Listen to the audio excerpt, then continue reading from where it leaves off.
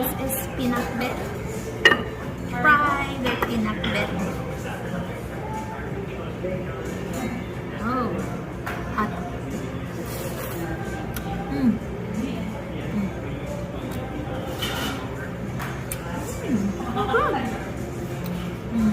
This is their kare-kare. Kare-kare oxtail.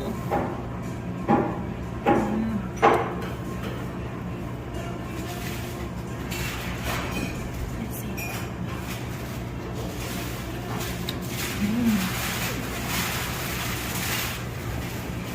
And their adobo. I'm gonna get some of their adobo.